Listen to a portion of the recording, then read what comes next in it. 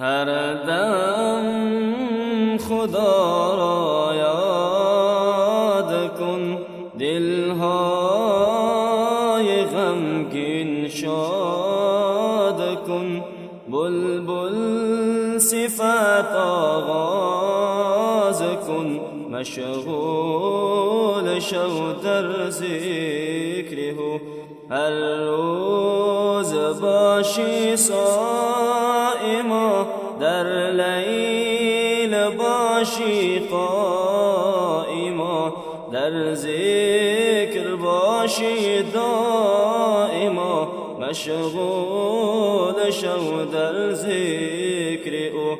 هر روز باشی صائما، در لیل باشی قائما، در ذکر باشی دائما، مشغول شو در ذکر او. ای خفته دل بیدار شو، غفلت مکن هوشیار شو. در یاد آن دلدار شو، مشغول شو در ذکر او. ای خفته دل بیدار شو، غفلت مکن هوشیار شو. در یاد آن دلدار شو، مشغول شو در ذکر او. سودی ندارد خفتنت، ناچار باید مردنت. در گور تنها خفتنت، مشغول شو در ذکر او. سودی ندارد خفتنت، ناچار باید مردنت. در گور تنها خفتنت، مشغول شو در ذکر او.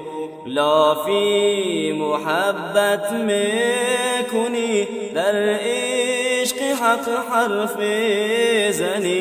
بیرون کن از خود منی، مشغول شو در ذکر او. لافی محبت میکنی، در عشق حق حرف میزنی. بیرون کن از خود منی، مشغول شو در ذکر او. تا چند باشی مبتلا در کارهای ناسزا، شرمی نداری از خدا، مشغول شو در ذکر او. تا چند باشی مبتلا در کارهای ناسزا، شرمی نداری از خدا، مشغول شو در ذکر او.